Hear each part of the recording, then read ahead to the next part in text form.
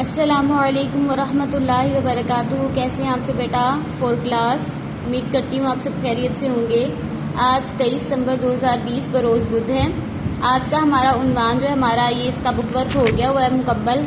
آج جو ہمارا عنوان ہے وہ ہے مرکب توصیفی، ٹھیک ہے؟ مرکب توصیفی یہ ہم نے آگے بھی پڑھا ہوا ہے، آج ہم نے اس کی دہرائی کرنی ہے۔ ہم اس سے پہلے اسم صفت اور اسم موصوف کے بارے میں پڑھ چکے ہیں، آئیے ان کی دہرائی کر لیں۔ ہم نے پڑھ لیا ہوا ہے لیکن ہم دہرائی کرتے ہیں۔ اسم صفت وہ اسم ہے جو کسی دوسرے اسم کی اچھائی یا برائی بیان کرے، یعنی کسی بھی شخص کی، کسی بھی دوسرے انسان کی، کسی بھی چیز کی، کسی بھی جگہ کی اچھائی یا برائی بیان کی جائے تو اس کو اسم صفت کہتے ہیں۔ مثلا بہادر فوجی، بہادر فوجی۔ اب دیکھیں فوجی کے اندر یہ خوبی پائی جا رہی ہے، اچھائی پائی جا رہی ہے کہ وہ بہادر ہے، ٹھیک ہے؟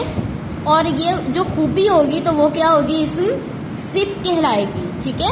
سرسبز درخت، سرسبز درخت کے اندر یہ خوبی پائی جا رہی ہے کہ وہ سرسبز ہے، ہرا بھرا ہے، تو یہ سرسبز کیا ہے؟ اسم صفت ہے، ٹھیک ہے؟ اسی طرح خشک زمین، زمین کے اندر یہ صفت پائی جا رہی ہے، یہ مطلب اس کی صفت ہے کہ وہ خشک ہو گئی ہوئی ہے، اس کی خوبی بھی ہو سکتی ہے اور اس کی خامی بھی ہو سکتی ہے، اچھائی بھی ہو سکتی ہے اور برائی بھی ہو سکتی ہے۔ تو یہ زمین کی یہ برائی ہے کہ وہ خشک ہو گئی ہوئی ہے، زمین کی یہ خامی ہے کہ وہ خشک ہو گئی ہے، تو وہ خشک ہونا کیا ہے؟ اس کی صفت ہے، تو یہ اسم صفت ہوگا۔ ان مثالوں میں بہادر، سرسبز اور خشک اسم صفت ہیں۔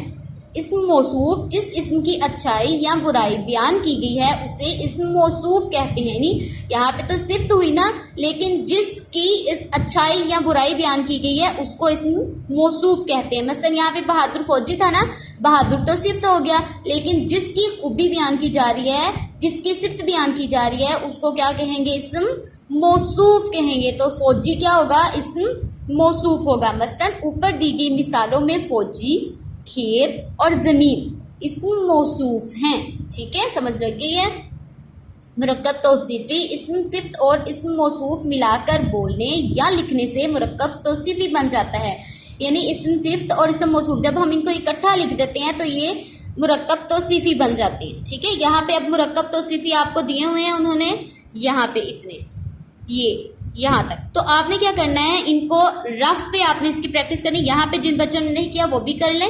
یہاں پہ آپ نے ان الفاظ میں سے اسم صفت اور اسم موصوف جس طرح یہ بنا ہے مرکب توصیفی، پہلے آپ نے یہاں پہ لکھا، اس کے بعد اس میں سے اسم صفت اور اسم موصوف الگ الگ کر دیا۔ تیز آندھی، مرکب صفت لکھا، مرکب توصیفی لکھا، اس میں سے اسم صفت تیز، اسم موصوف آندھی الگ الگ کر دیا۔ اسی طرح آپ نے یہ سارا کرنا ہے اور اس کی رف پر پریکٹس کرنی ہے۔ یہیں تک آپ کا آج کا کام ہے۔